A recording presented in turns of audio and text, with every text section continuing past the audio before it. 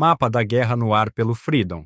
Agora vamos analisar em detalhes a situação no fronte, começando pela direção de Pokrovsk. Lá continuam os combates mais intensos. Vale destacar que os ocupantes russos intensificaram os ataques na região das localidades de Alexeivka e Orihiv, tentando assim expandir a linha de frente. Também há combates nas regiões de Udashne, Kotline, Novopavlivka e Miroliubivka, e todas as tentativas de avanço russo estão sendo repelidas pelas forças de defesa da Ucrânia. Aliás, os combates nessa área acontecem desde agosto do ano passado, e até agora os ocupantes russos não conseguiram romper a defesa das forças armadas da Ucrânia, sofrendo perdas colossais. As perdas aumentam também porque o exército russo tem deixado de usar equipamentos pesados nos assaltos e passado a utilizar veículos leves, o que comprova mais uma vez a força da defesa ucraniana nesse setor.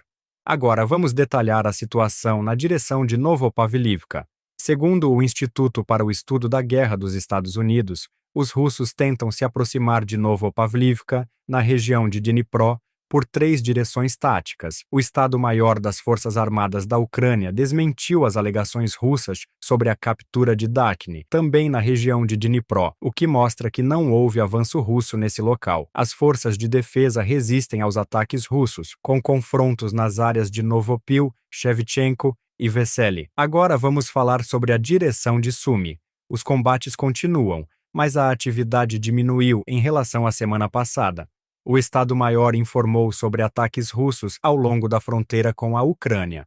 Nas últimas 24 horas foram registradas 23 tentativas de ataque, todas repelidas. No entanto, os russos continuam tentando romper as defesas ucranianas com pequenas unidades de assalto, segundo Andriy Demchenko, porta-voz do Serviço de Fronteiras da Ucrânia. Ele acrescentou que a Rússia concentrou esforços em um pequeno trecho da fronteira na região de Sumy, nas comunidades de Kotinska e Yunakivska. É justamente nessa área que os ocupantes usam grupos de assalto reduzidos, tentando avançar para o interior da Ucrânia. No entanto, essa estratégia não tem dado resultado. Os inimigos sofrem dezenas de mortos e feridos diariamente. Agora, sobre as perdas dos ocupantes russos, eles perdem tanto pessoal quanto equipamentos. O comandante das Forças Armadas da Ucrânia, General Syrskyi, divulgou um vídeo mostrando a destruição de BMPs, equipamentos pesados e infantaria russos. Aliás, as perdas russas são recordes. Somente em junho foram destruídos 111 tanques, 272 veículos blindados e 3.371 caminhões. Desde o início de julho, dezenas de tanques já foram destruídos. Para detalhar essas perdas, conversamos agora com Dmytro Snehirev, analista político-militar. Dmytro, olá. Quais são suas análises sobre as perdas da Rússia em pessoal, frentes e equipamentos pesados hoje? Olá, obrigado pelo convite. Os combates mais intensos na direção de Pokrovsk não são por acaso. Os ocupantes tentam atingir 2 objetivos principais: avançar a partir da região de Dnipro e cercar pelas laterais as posições das forças de defesa da Ucrânia para alcançar Kostiantynivka. Por isso, a intensidade dos combates está ligada às enormes perdas dos ocupantes, chegando até 500 militares por dia, segundo a inteligência militar da Ucrânia. Cerca de 40% das perdas russas ocorrem na direção de Pokrovsk.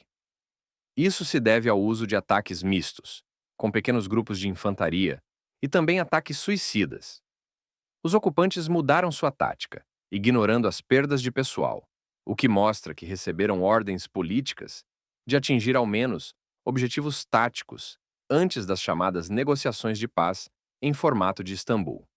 Atualmente, os combates mais intensos acontecem na região de Kopty. Os ocupantes tentam expandir a área de controle perto do entroncamento de Malinivsky. Mas, segundo os próprios russos, falta coordenação no apoio às unidades de assalto com blindados.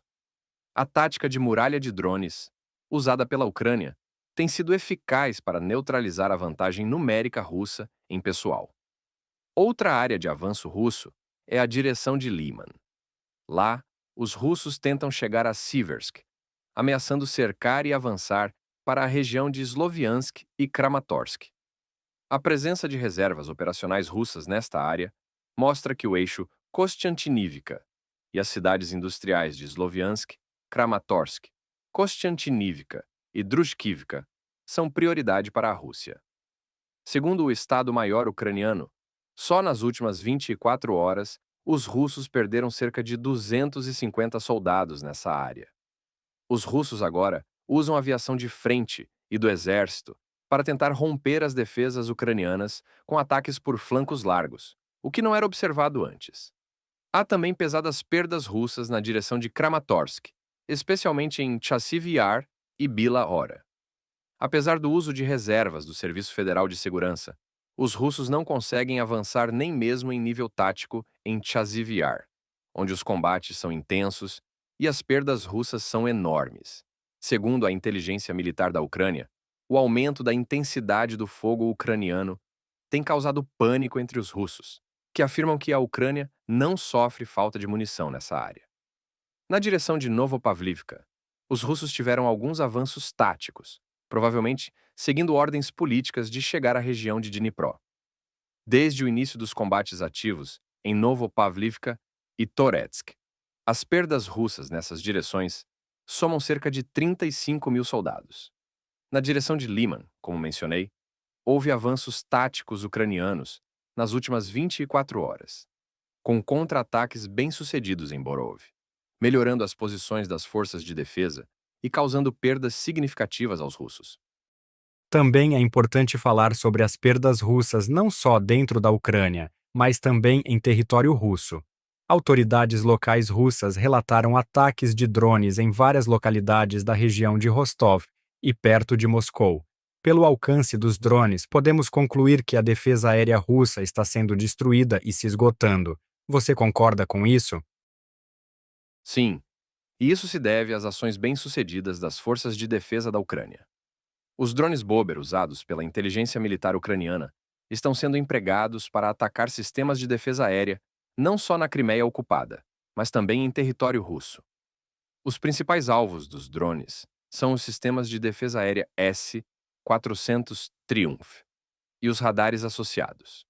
A mesma tática é usada pelo Serviço de Segurança da Ucrânia e outras unidades das forças de defesa para reduzir a eficácia da defesa aérea russa. Como exemplo, nas últimas 24 horas, cerca de 350 voos foram cancelados em território russo, causando um colapso no transporte aéreo. Isso mostra que a inteligência militar da Ucrânia identificou o ponto fraco da economia russa. Mesmo que os ataques de drones não sejam sempre massivos, os russos são obrigados a fechar o espaço aéreo, como vimos ontem, causando filas nos aeroportos e paralisando a economia. Essas perdas são significativas não só economicamente, mas também em termos de imagem, mostrando que a defesa aérea russa não consegue lidar com os drones ucranianos que atingem alvos militares legítimos em território russo. Por fim, Dimitro, quanto você estima serem as perdas da Rússia em termos financeiros e econômicos? Afinal, a produção de um tanque custa muito caro, e o general Syrskyi disse que só em junho foram destruídos 111 tanques. Hoje surgiu a informação sobre a destruição de mais um bombardeiro estratégico, Tu-22 em 3. A Rússia não tem capacidade de produzir novos bombardeiros desse tipo. Isso é um golpe sério nas capacidades da Rússia de realizar ataques com mísseis contra cidades ucranianas. O mesmo vale para os veículos blindados pesados. Segundo o Estado-Maior ucraniano, as perdas russas em blindados pesados são de cerca de 1.100 a 1.200 unidades, enquanto a indústria bélica russa só consegue restaurar cerca de 1.300 unidades por ano. Portanto, não há perspectiva de recuperação da produção militar russa. Além disso, devido às sanções, a Rússia teve que abandonar projetos ambiciosos, como a produção do avião de alerta aéreo A-100 Premier, anunciado pelo ditador russo. Após 15 anos de tentativas, a Rússia admitiu que as sanções impossibilitaram a realização desses projetos. Isso é apenas um exemplo entre muitos. A Rússia tentou manter a restauração de blindados, mas as sanções e a pressão econômica ocidental estão surtindo efeito. O ditador russo afirmou que nos próximos 3 anos haverá cortes nos gastos militares, o que mostra claramente que a economia russa está sobrecarregada e superaquecida, reduzindo a capacidade de financiar a guerra contra a Ucrânia a cada dia. Dmytro, muito obrigado por encontrar tempo para participar do nosso programa. Dmytro Snehirev, analista político-militar, esteve conosco ao vivo. Lembro que todas as informações sobre a situação atual no front estão disponíveis em nossas redes sociais, no canal do YouTube Freedom e no Telegram Freedom. Inscreva-se e fique por dentro de tudo o que acontece na Ucrânia e no mundo. Obrigado pela confiança e até a próxima.